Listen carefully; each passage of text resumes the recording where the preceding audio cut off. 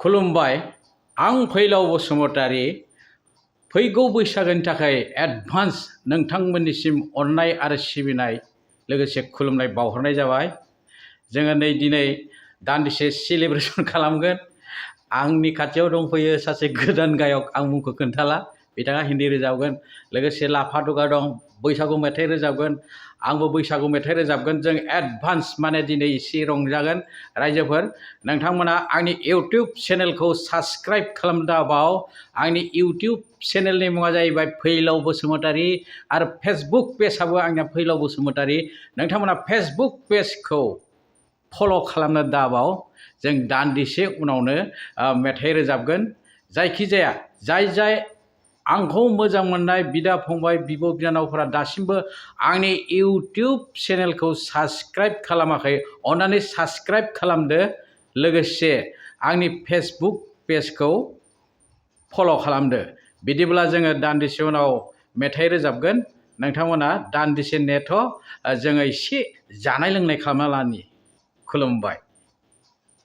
खुलुमबाय रायजोफोर, बैसागो बोथोरनि फैलावा लेंहरनायखाय दोंसे बैसागो मेथाइ रोजाबनो थिननायखाय रोजाबनोसै आं। गोरोन्थि जायोबा निमाहा हो आइफोर आफाफोर। मेथाइआ गन्डगल दं।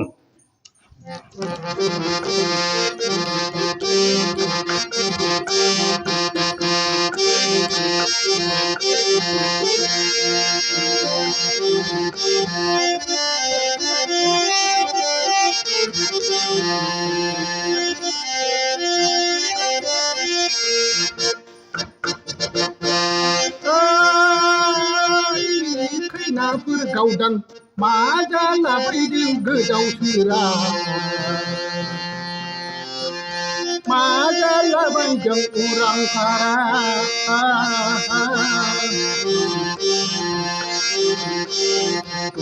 नाम्बार ना डाइरेक्ट नाम्बार, खैनाफोर नोंनि हौवासो ना गुबुनजोंसो।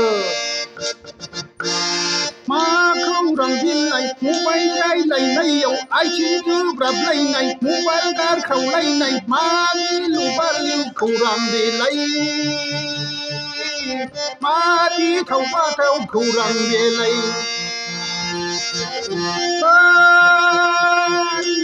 खैनाफोर गावदां मा जालाबायदों गोदाव सोरा, मा जालाबायदों उरां फारा।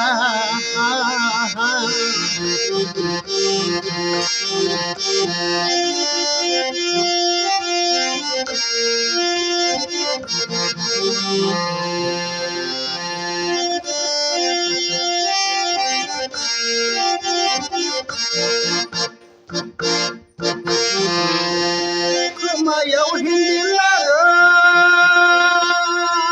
लाइफोर गावदों फिसा बानाय बायदि, मबाइल बाना लाग्रा खोमाय हिन्दी लादों। मटर गारिनि गिदिर साखा बायदि नों बेवाइफोरा सोरबा सेंग्राखौसो हट कम्पिटिसननि बिपद आफदनि रं नाम्बारफोरसो लाबाय नामा, डाइरेक्ट नाम्बारफोरसो जाबाय नामा। खैनाफोर गावदां सोरबा जाबाय नामा, बेवाइफोर गावदां सोरखौबा लाबाय नामा।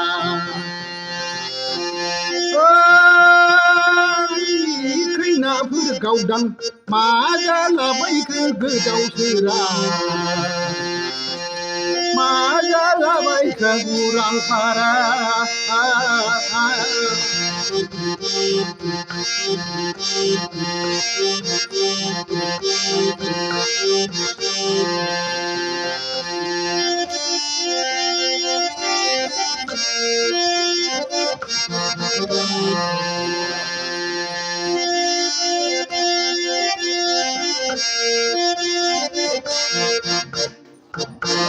जुलि जादों दाननि खौरांखौ बावबाय नामा, बेवाइफोर गावदां गासिबो बावबाय नामा।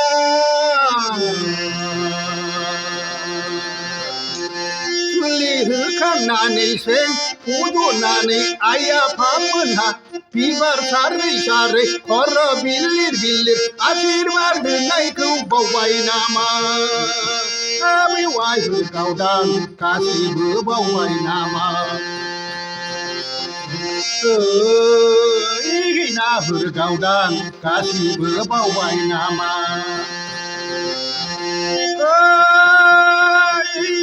खैना होगावदां मा जालाबायखो गोदाव सोरा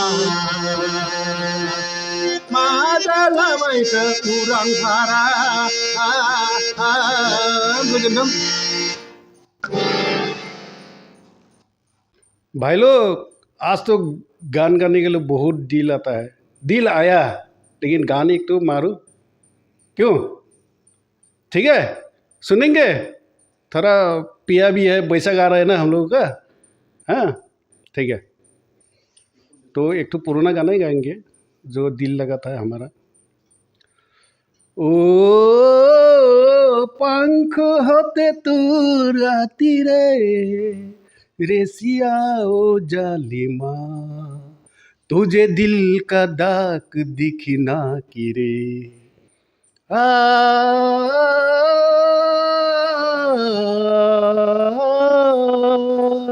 याद में खोई पहुंची गगन में, बंसी बन के चची लगन में हो। याद में खोई पहुंची गगन में, बंसी बन के चची लगन में।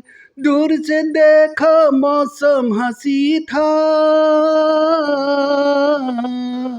दूर से देखा मौसम हंसी था, आने वाले तू ही नहीं था रे सिया ओ जालिमा, तुझे दिल का दाग दिखना की रे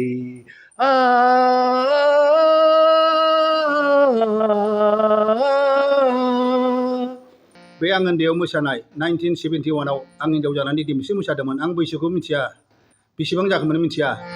देमसि मेथाइ बेखौनो आं दिनै रोजाबना होनोसै फैलाव फंबायनि ब्रा ब्रा थोननायाव। गोरोन्थि जायोबा निमाहा हो।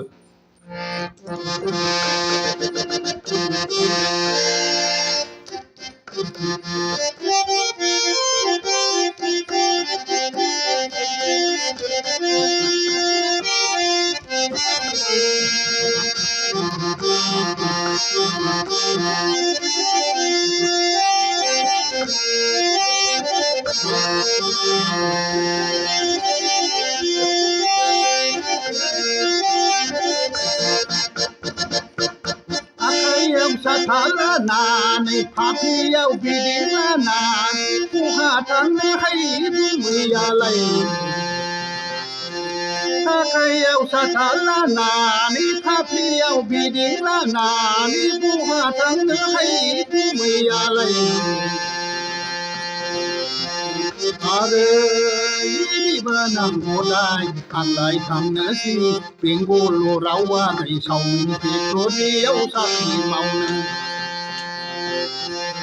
आरो इनिबो नांगौलाय आंलाय थांनोसै बेंगलराव आगै चावमिन फेक्टरियाव साख्रि मावनो।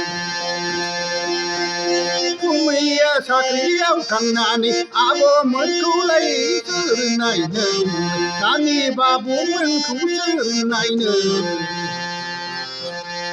मैया साख्रियाव थांनानै आब'मोनखौलाय सोर नायनो, दानि बाबुमोनखौ सोर नायनो। आरो इनिबो नांगौलाय नोंनि नम्बौआलाय आंखौलाय सैया सैया दैथुरावा संसामबादों फिथायो। इनिबो नांगौलाय नोंनि नम्बौआलाय आंखौलाय सैया सैया दैथुरावा संसामबादों फिथायो।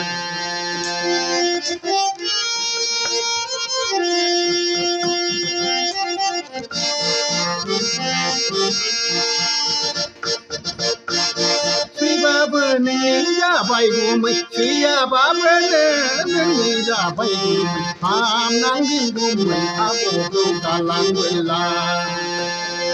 फैब्लाबो नोंनि जाबाय गुमै थैयाबाबो नोंनि जाबाय गुमै हाबनांगोन गुमै आब'खौ गालांना थाङोबोला आखाइयाव साथा लानानै फाफ्लियाव बिदिं लानानै हौवा थांनो हायो गुमैयालाय